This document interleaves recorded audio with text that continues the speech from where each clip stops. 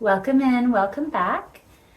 We will be tapping into a message today to connect us to our creative dreams, our goals, our most aligned life. If you've never been here before, this is a space where we connect with the divine spark within and get into real alignment, tap into our true power and all that. So I'm coming at you from my studio. It's raining outside lightly. It's very cozy. So this might be an opportunity to go grab a cup of tea or something and get cozy, and we'll see what the message is today. So right away, we got the King of Cups, 5 of Wands reversed, and we have 2 swords reversed, bottom of the deck. So already there is the presence of someone, either you or someone else, who is unwilling to create conflict or unwilling to participate in conflict.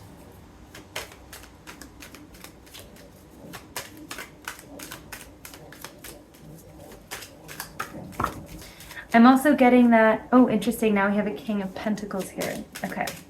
The King of Cups figure, this energy is, I'm seeing 1 foot in, 1 foot out. So this is the energy of someone who is somewhat willing to share their cup, somewhat willing to share their space, their peace of mind, and then also at the same time, there's something holding them back. Then there's this King of Pentacles figure here, and they are unwilling to hold the burden of things any longer. Okay, so wow, this is really interesting. So we have 2 figures here that are present in this reading. Like I said, this could be 2 aspects of you, or this could be you and someone else. But we have one person who is, both of these people are mature. Both of these people, both of these energies are mature. They are established. They are focused on, they're focused on something. They're focused, one is focused on the emotional journey that they're on and on living a life that is in alignment with their inner needs. And so they're actually really connected to themselves. And the other energy is absolutely focused on building the life of their dreams. And they're actually really wealthy, like and I don't mean literally, although they could be literally very wealthy, but there's this energy of being like covered in abundance. Like they have so many blessings kind of coming, like blessings sort of attaching themselves to them, I'm getting. The King of Pentacles person here is like a very bountiful person, manifesting constantly. They're like these master manifestors. Both of these energies are compatible. We have earth and water. Earth sign and water sign. This is like Taurus and Scorpio. So that's why I'm talking, this could be like an energetic access that you are experiencing yourself. So we will get to that. I'm going to pull more cards to get to that. I am actually feeling drawn to talk about it in this kind of deeper archetypal sense so that you can understand maybe your own energy right now, that what's going on for you might also be mirroring itself in your external world and relationships. But basically what this is an extremely mature divine masculine type of energy. And one is more focused on this sort of like free-flowing, artistic, but also emotionally sound way of life that is resonant with them, that makes sense to them, and that is actually also emotionally balanced and stable. The other energy is one that is focused on creating physical abundance in the world and manifesting like true wealth on the physical plane. And they're doing this through being in complete, like a completeness within themselves, like a confidence and a stability. And I heard a slow grind as well, like a grinding process, and which doesn't seem like very romantic energy, but this is very earthy. It's like they understand that putting things into place one step at a time is going to get them to where they need to go, but also they have this like really beautiful vision of what they're building, and so they're just sticking to it. They're just staying connected to it. The King of Cups, the watery kind of energy, that one has its perspective. Like, okay, they are focused on, like I said, dissolving or avoiding conflict. They are not interested in that. They are not interested in competing. They're not interested in competing in the marketplace, I just heard. They're not interested in fighting with others for attention or to prove themselves or anything like that. The King of Pentacles is here to talk about, I am not willing to fucking carry the burdens of others. I am not willing to take on more than I need to. I'm not willing to do more than I'm getting paid for. So this is very Taurian energy. Very, very, very Taurian energy, because Taurus has so much to do, the archetype has so much to do with work and with the symbolism of the ox and the bull, which is this amazing, like powerful and beautiful creature that is sacred. The cow and the bull are very sacred and had been sacred in our world in ancient times for thousands of years. And yet, especially with the onset of agriculture and the Industrial Revolution, even, cows just became these like, either they became cattle to be raised to be slaughtered, or they became they became like work animals, right? That were just physically burdened with weight. And so the reason I'm talking about that is like a very specific kind of thing that this aspect, this King of Pentacles aspect of you, let's say, or of this person, is very much unwilling to tolerate anymore. And that's a healing process. So what I'm getting here is two ways of looking at this. I'm getting that there are either two people in relationship to each other that have these different kind of focuses, let's say, that they're dealing with right now. And so like one of these people is really focused on not dealing with competition and conflict. The other person is dealing with not taking on too much emotional or physical burden or whatever, like work burden, and just like focusing on really freeing themselves from any kind of situation like that.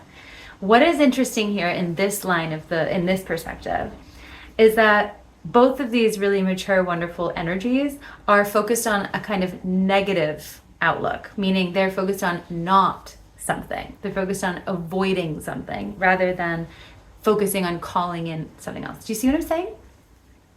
And so for this reason, I do feel like if this is explaining a relationship in your life, there is, I think, between these two figures, a kind of distance, because they're both so self-focused that they're not, and they're both so self-focused, and they're both quite focused on avoiding certain things, that I think it might make it difficult for them to actually connect in some way, because they're so seated in their own thrones. They have their own domains, and they have these this unwillingness basically to put themselves into a kind of experience that would uproot their focus. Okay? So let's just sit with that for 1 second. The other perspective is that this is all happening within you. And I think this is really cool, because this is showing a kind of establishing and healing of a divine masculine energy within you.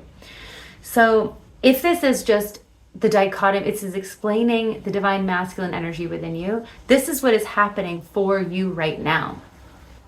You are maturing in this emotional and this physical materialistic way.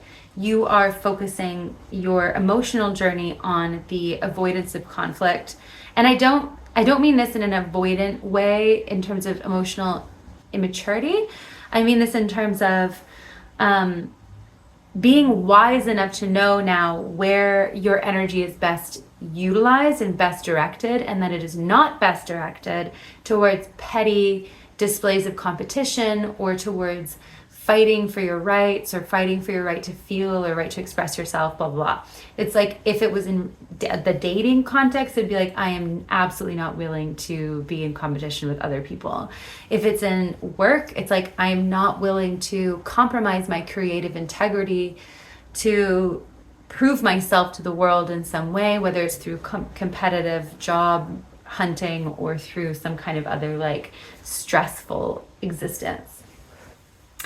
And then with the King of Pentacles aspect of your masculine, your inner masculine, what that's talking about is like, I'm not, like I said before, I'm not willing to burn myself out. I'm not willing to bear your weights. And in dating context, this would be like, I'm not willing to take on the physical and emotional upkeep of this experience. I'm not willing to take on more than you're willing to take on. I'm not going to go that extra mile and carry things for you emotionally or physically.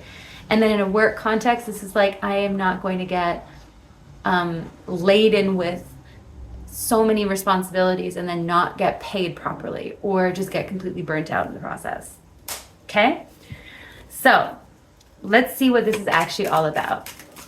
Sorry for that clap. Maybe that hurt your ear balls if you were listening with headphones. But I can't help it. Okay. So, interesting. So the Seven of Pentacles has come up on the bottom of the deck twice now. The Seven of Pentacles is about, of course, as you probably know, waiting for things to sort of bloom and judging the harvest. And it can really go either way. Like this card sort of has a tendency to give dissatisfaction. But what I'm really getting from it today is this is kind of like, I'm seeing this being like the harvest period. This is the end of the season. And I think you're assessing things. This is what this whole reading is actually about, is like a process of assessing things and of reaping a harvest after a whole season has finally, grown what it needed to grow. So if this is a relationship situation, it's looking like you're recognizing that we've come to the end of a season. We've come to the end of a cycle. And you are actually looking over what has come out of this experience. And you're wondering, was this worth it? What have I taken from this experience? Is this something that's going to like bear fruit in the future? Or like, can I make something from this? Was this valuable? These are the kinds of questions that you're asking yourself. And I do think that I do get a feeling that you're kind of feeling like a bit, perhaps a bit disappointed by what has unfolded. Why? I'm hearing, why did this happen? Why did things happen this way? I think you want to know. So with the Hermit reversed, the Two of Wands, the Page of Pentacles here. Hermit reversed is like, let me see if this wants to be reversed or if it wants to be upright. Yeah, it wants to be reversed. So, okay. There's an image that I'm seeing of the Hermit and its lamp, right? And I'm seeing it like turning out the lamp or trying to turn the lamp off or like put something over the lamp, put something over the light. And the way that I'm reading that is almost like it's an unwillingness to see and to use, it's almost like an unwillingness to believe your own intuition or your own instinct. But that's an energy of the recent past. So I think that you've been on this journey, really, to gaining deeper wisdom. And I think you've been almost somewhat reluctant to accept that certain things must be illuminated through the journey. That's what I'm hearing. However, there's a part of you, at least up until recently, that is actually kind of resistant to that notion. And I think that's where the disappointment or frustration with the harvest comes from, is that to some degree, you were unwilling to use your light box, I'm getting, which is like your lantern, the way that it needed to be used, which was to actually believe what you were seeing. And I think that's because you didn't want to accept that this was part of the learning journey or the learning curve, that this was part of the process of like traveling to your actual true destination. This was part of your pilgrimage. And I think that you were, for whatever reason, not willing to like see that you were still on the path or something. You were like, I want to blind myself right now. I don't want to actually see right now. So what's changing and where you are now is that you have kind of the light of day has sort of come out, and now you're looking at things quite soberly and openly, and you're seeing things from a different perspective, and you're thinking, where can I go now? Where do I have to go now? And there's actually kind of a sense of freeness in this. There's like an openness to this where you were like, okay, fine, I'm starting over, or there's a new opportunity. So what can I do with this new opportunity? And where you're headed with that, we have the Page of Pentacles. And so what's happening next for you out of this experience is that thing that leads to the King of Pentacles. So whether this is the right opportunity, the right relationship that comes in, or the right job, what I'm getting is this could actually be a creative endeavor that you finally commit to, and you take and you actually manifest something from it that you do over and over and over again until you build this King of Pentacles existence that you have been energetically stationed in. You've been energetically seated in the King of Pentacles. And so what would happen now, because you kind of freed yourself from this kind of like blindness, I would say, is you can focus your vision onto the actual physical manifesting of the dream, of the vision, of the energy that you have been embodying. Whoa, we got the Devil. Okay, don't freak. Relax, everybody relax. The Devil is, it's like a really powerful card. Okay. I'm going to sit with this for a sec. Okay. Someone's going to have to explain this to me. Not you. I mean, like, in spirit. Okay. So the reason I'm saying someone's going to have to frickin' explain themselves to me here, this could be what you're feeling. You could be feeling this way of like, are you fucked? Are you fucking kidding me right now? Because I have the Devil card here with the Knight of Cups and the Ace of Cups and the Eight of Cups and then the Tower and then and it's like, okay, did we have another false promise?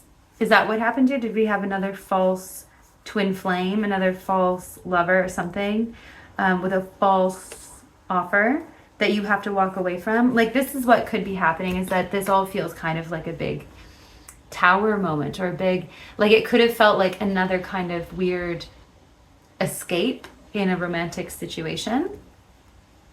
I think that you could be dealing with that right now, or like that could be what this is all really talking about. Except for the thing is, there is this energy of like, you are so stable. Like, you're so situated in your divine masculine, grounded, emotional and physical energy that nothing is going to be able to sway you, right? So if something tries to come in that tries to demand something of you, or damage your self-esteem, or infiltrate you in some way, infiltrate your energetic space in some way in a negative sense, it's like it becomes neutralized and it becomes purified. I actually was about to say paralyzed, okay? And what I mean by that is it will become paralyzed in your life. Like, it cannot trap you. Like, it can't stay. So I think that that's what this message is actually trying to say, is like, if you have been wondering if that's what was happening or if it's going to happen again, it's like the energy is so far beyond this. It's so far matured that even if something were to try to come in with a lower vibration, it won't stick because you are of such a higher vibration that everything looks very small to you if it's like not of your same frequency, not of your same energy. Things just look small, like little ants. We look like little ants down there, you know, from A Bug's Life. Anyway, so you have this like discernment. I think you're also turning away from focusing on things that are not bringing you abundance. So you're literally turning your whole vision and focus away from drama and focusing almost completely on the development of these skills, the development of your business, the development of your projects, of your wealth, just making money. I think you might be actually just seeing all romantic offers as having more of the energy of the devil and the tower than of anything else. Like, I think you just sort of have like put them into a category of bad news bears. You know what I'm saying? Even if things look pure, there seems to be this energy or this tendency that like eventually it's going to walk away, or eventually I'm going to walk away, or eventually. And that is like a sense, it is kind of a pessimistic outlook. But I'm not saying you're wrong. I'm not saying you're wrong. So we do have this card, Come to Me, here, and it's so beautiful. Attracting like a rose, receive abundance desires. I love how this card kind of matches my like background. Okay, so we have a peony here, a bee, hummingbirds, someone's wearing gold jewelry, someone's throat chakra is activating, and there is the crown chakra. It's like the throat to crown trajectory. Spirit, there's a lot of inspiration happening here. Someone is getting like direct downloads from the divine, and it's going through the through the throat chakra into the heart. And so I think that this is like partly a throat chakra healing for you guys, is like this group, let's say, even is like, this has a lot to do with your communication and how you are communicating in honor of yourself and in honor of your like divine role on this planet and spirit, and just like, I don't know, it's like, I think you're very much in connection to the higher vision of your life, the greater vision for your life. And so you're being guided by those energies. You're being guided by greater energies. Like these are not petty, this is not a petty vibe, right? This is like, you're really tapped in. And hummingbird's really coming through as a symbol here. The bee is obviously a symbol of the goddess and of work as well, and of literal honey, right? Of like creating something very sweet, very abundant, very rich, from your work, from the work that you do, from your persistence. And it's also, the bee is also talking to me right now about working with your natural gifts and allowing yourself to really give time and give all your time and all your attention to cultivating your natural gifts and just doing the thing that's the most natural to you, and how much abundance will come from that. So, and that in itself is like a very divine feminine thing. Like that's why the bee right now is associating itself, like it is associated with the goddess, and it always has been. In ancient Greece, it was the Melissae were the priestesses of the goddess, and they were also, their symbol was bees, and that's what bees were called. And so the two were very connected. And then the hummingbird is talking about, again, this like busyness, this like activity. There's a high frequency, high octane, high frequency energy to your mind right now, and to your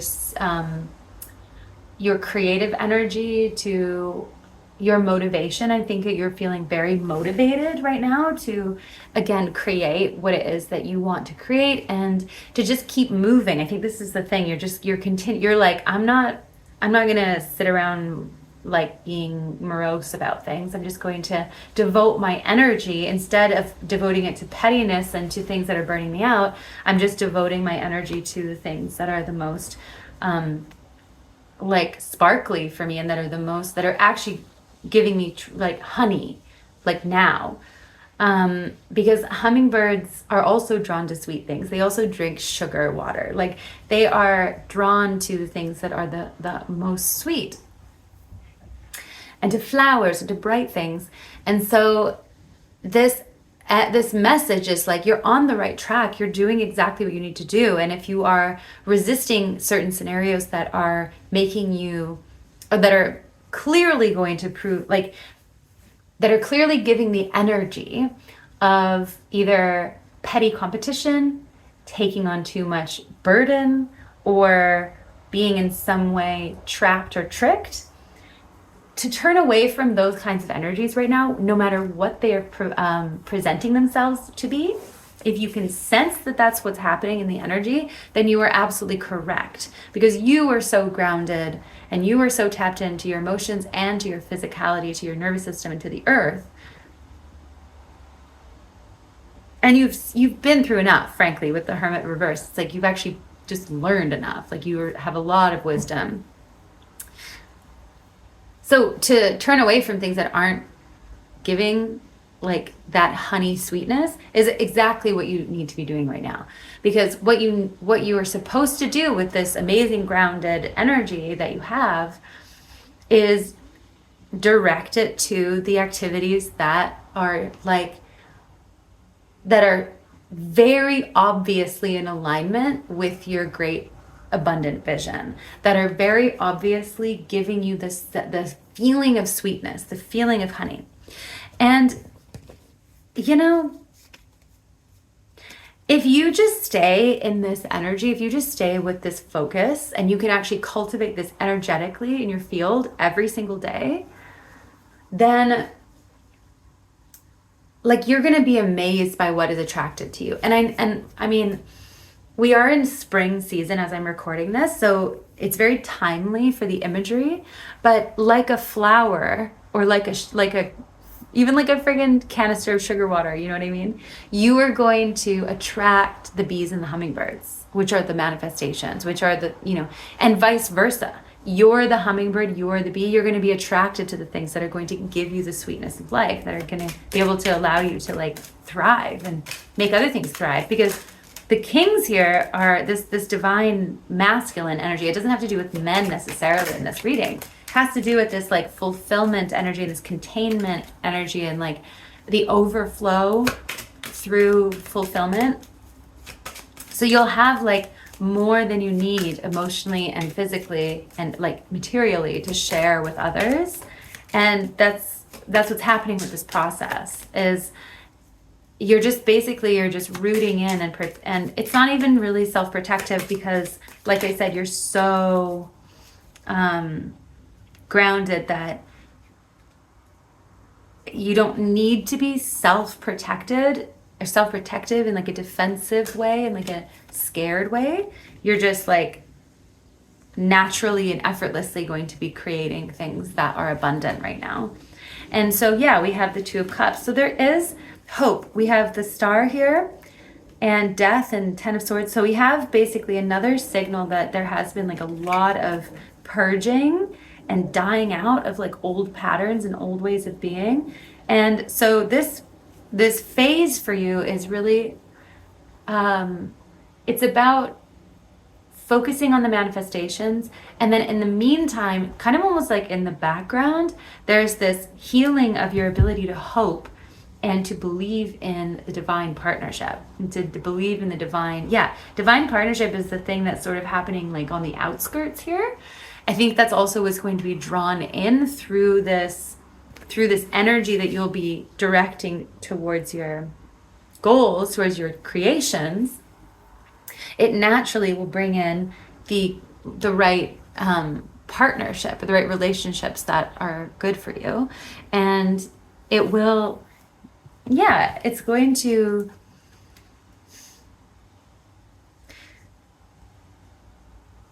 Yeah, you've definitely dealt with a lack of balance and fairness before. That's been the themes. The themes in relationship up until now have been this lack of proper give and take, as well as a lack of fair and honest behavior that is intact, or that has its integrity intact. You know what I'm saying? So that's what's going to be needing healing through this process. And I don't think you need to do anything specifically. I think that what's happening, it's almost like you're going to be being healed energetically. Your spirit guides, your ancestors, the angels, the people, the people in spirit, the energies around you are naturally healing you. I think that if you focus on your dreams, goals, and desires, that things start to heal themselves. They start to balance out. And there could be a partnership that eventually comes in that actually like is the thing that heals things for you, because that absolutely is a thing. We absolutely need to heal in relationship. At a certain point, there's only so much healing we can do on our own. And then, the right person comes in that reflects the energy that we're in, or that is able to meet us at a certain quality. And then we get to heal together. And that's what this like come to me also is. This is now an era of your life where you're drawing in the right person. You're drawing in the beauty and that abundance, and that like romance that you so desire. And this is just kind of also about your desires in general. Like this is Eros, this is the goddess Aphrodite, right? And all of the ways that her magic blooms in the world through your desires, through the things that you love, through the things that you enjoy. And all of those things are going to be coming and magnetizing towards you because you are focusing on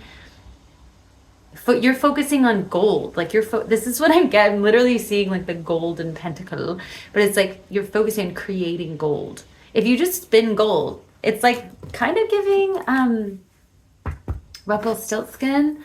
So you might want to read or find like a recited version of Rumpelstiltskin and like see if you can derive any archetypal or symbolic meaning from that story, because there definitely is symbolism in there, and it has a lot to do with abundance and creative power. But anyways, yeah, I'm gonna leave it there. I can feel there might be a second message coming through, and I'm going to save that for another reading. But I hope this message resonated, and you know what to do, where to find information if you're looking for it, about me, how to work with me, whatever. It's in the description. And thank you so much for being here, and I'll see you next time. Blessings to you. Bye.